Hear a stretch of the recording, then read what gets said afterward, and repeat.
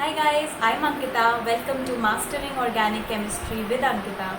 Today we will be doing questions for practice on our previous knowledge for naming of unsaturated hydrocarbons. That is lesson number 5 of IUPAC naming. So let's get started and let's get on with the video.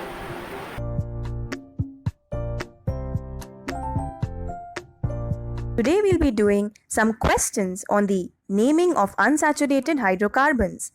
So guys, before attempting this lecture, I will suggest that you please go through the previous lecture on the rules for naming of unsaturated hydrocarbons so that you'll gain a better clarity over the concepts while attempting these questions. So basically, let's start with the first question we have here. So in the first question, guys, we can see that we have our carbon chain which has 8 carbon atoms. So we'll have a word root of oct, which is for sure. Then again, we can see that there are 2 double bonds and there is 1 triple bond as well. And the conditions of the double and triple bond are unidentical. As we did in the last lecture, that under identical conditions, by identical conditions I mean under identical position of locants of the double and triple bond, what we do is that we give greater priority to the double bond. But since the conditions are unidentical, therefore the triple bond will have greater priority over the double bond. So this compound will be a derivative of the alkyne and not the alkene. So now let's start the naming of this compound. Now basically we'll have to decide, guys, that which side should we start our numbering from. One might think that since it's our functional group here is the alkyne part, we have assumed it to be our functional group and these alkene parts as to be the substituents. So we might think that let's start our numbering from the right. But we can't just assume that, guys. We'll have to go through our lowest set of locant rule to be able to be sure about where to start our numbering from. So let's look at the locants from the left hand side. We see that we have our locants at the first carbon, the third carbon and the 7th carbon from the left. And here we have our locants at the first, the 5th and the 7th carbon from the right. So now let's see our first point of difference here. The first point of difference is coming here, where on the left we have our third carbon and on the right we have the locant at the 5th carbon. So since 3 is less than 5, according to the minimum point of difference being at the left and following the lowest set of locant rule, we'll start our numbering from the left hand side. So let's start our numbering for this compound, guys. So from the left, we'll have our locants at 1, 3 and 7. So basically it will be oct. The word root will be oct. So octa, 1, 3, diene, 7, ine. That's the name of this compound, guys. Octa, 1, 3, diene, 7, ine. That's exactly the name, guys. Now let's come to the second question. Here also we can see that this is another 8 carbon principal carbon chain and we have 2 double bonds and 1 triple bond, and the conditions here of the locants are also not identical for the double bond and triple bond. So under unidentical conditions, the triple bond gets greater priority and is treated as our functional group and the double bonds are treated as the substituents. So again, where to start our numbering from, the left or the right? Now this is to be seen, guys, that from the left hand side we have our locants at the 2nd carbon, the 4th carbon and the 7th carbon. Whereas from the right hand side we have our locants at the 1st, the 5th and the 7th carbon. So again, let's look for the first minimum point of discontinuity or difference, and we see that at the first locant only from the left as well as the right, we're getting our minimum point of difference at 1 from when we start our numbering from the right. So according to the lowest set of locant rule, we'll start our numbering from the right and not the left. So let's start numbering this compound and naming it. So we'll have our locants at 1, 5 and 7 for numbering from the right. So the name of this compound will be octa, 4, 6, diene, 1, ine. That's the name of this compound, guys. octa, 4,6 diene, 1 ine. That's exactly the name here. And now let's go to the third question. So in the third question, we can see that it's having 2 double bonds and it's a principal chain of 5 carbon atoms. So basically, we'll have to again see which side to start our numbering from, and which is clear here that we'll have to start from the left because we're getting a locant as 1 from the left hand side, whereas our locant from the right hand side is 2. So since 1 is less than 2, we'll start our numbering from the left hand side according to the lowest set of locant rule. And here the word root is pent, and we have 2 double bonds, so it will be a di before the ene part of it. So it's simply 1,3 pentadiene. Okay guys, that's the name of the compound, 1,3 pentadiene. Now let's look at the fourth question here. In the fourth question, we see that there is 8 carbon atoms in the principal carbon chain, and there are again 2 double bonds, 1 triple bond. But here guys, we have to see whether the conditions are identical for the double bond and triple bond again. No, they are not, because the locants are not the same for both the double and triple bonds.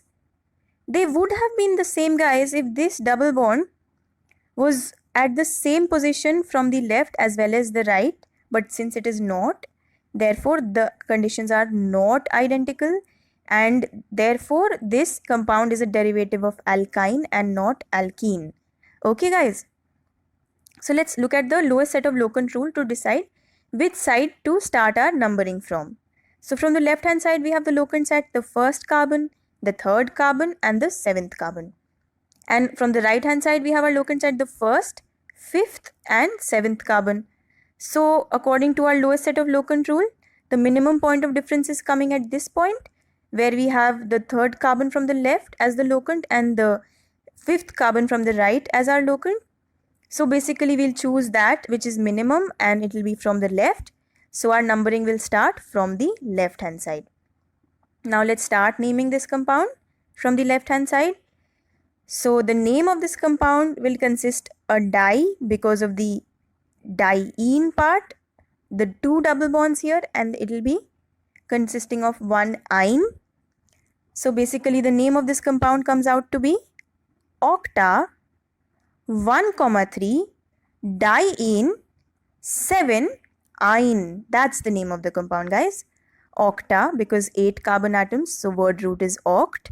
1,3 diene 7 ine. Guys, here you remember this, that in the name you can see that the E after the en is dropped from the name because there is another vowel coming later on. So basically when there are 2 vowels coming simultaneously, we'll drop the vowel of the en or the ine in the primary suffix part. Okay guys, so basically it's D-I-E-N and not D-I-E-N-E according to the rules that we saw in the previous lecture. So now let's start with the naming of this compound.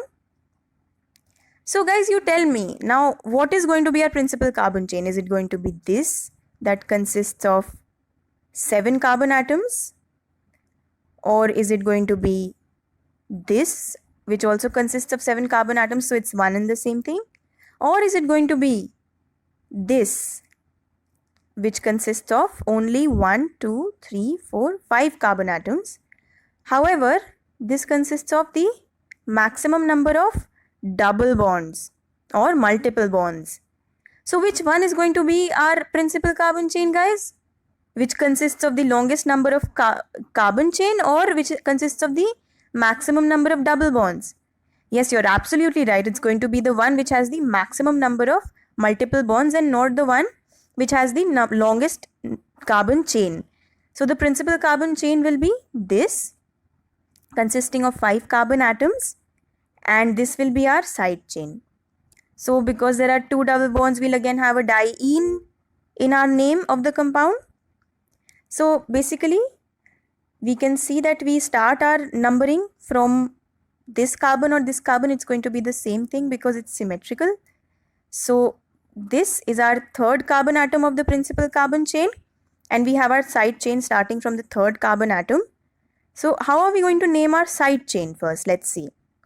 This will be a pentadiene, which is clear because 5 carbon atoms and 2 double bonds. So it will be our pentadiene. But now how to name our side chain? It starts from the third carbon of the principal carbon chain. So we'll have a 3 outside the bracket and the name of the side chain inside the bracket. So now the side chain will have this as the principal carbon chain inside the side chain. So that means it will be 4 carbon atoms. So it will be butyl, or but will be the word root. And then there is one methyl group that is attached at the second carbon atom of the side chain. So basically the name of this compound comes out to be 3 outside the bracket because 3 is of the principal carbon chain. Third carbon of principal carbon chain consists of the side chain. So 3 2-methyl butyl 1,4 pentadiene. That's the name of this compound. Let's go through it again. 3 because the principal carbon chain's third carbon atom consists of the side chain. So 3. Then in the bracket you write 2-methyl butyl 1,4 outside the bracket. The bracket is closed as soon as the side chain naming ends. 1,4 pentadiene. That's the name of the compound, guys. The longest chain must have the maximum number of double bonds. Therefore, we chose this as our principal carbon chain. So, now we have this as the name 3 2-methyl butyl. This is the side chain. 1,4 pentadiene. That is the name of this compound, guys. Now, let's see the next question. Again, we have a similar kind of question, which is we are asked whether the principal carbon chain will be the one which has the maximum number of carbon atoms or the one which has the maximum number of double bonds. So now we are smart enough to say that this is going to be our principal carbon chain. Therefore, this is our side chain, and the name of this compound will be having but in the word root because it's having 4 carbon atoms in the principal carbon chain, and we'll have a diene as well. So let's look at the numbering of the side chain. So the naming of the side chain will be such that we'll have this as our principal carbon chain of the side chain, which consists of 1, 2, 3, 4, 5, 6 carbon atoms. So it's going to be at the third carbon atom we have a methyl group attached. So it will be 3-methyl hexyl in the bracket. So it's going to be 2 3-methyl hexyl 1,3 butadiene. Okay guys, that's the name of this compound. 2 3-methyl hexyl 1,3 butadiene. It's the same as the previous question, just a bit there's a variation, that's all. And then we have this compound, guys, which we're going to see in the next lecture. So until then, you can go through these practice questions again and again to get, clarity in the concepts. We'll consider this question in the next lecture as we have less time over here. So you can try this as your homework part. So guys, I hope you were all able to attempt these questions accurately side by side along with the video. So I'll be coming up with lesson number 6 shortly. Until then, keep practicing. Happy learning. Bye-bye.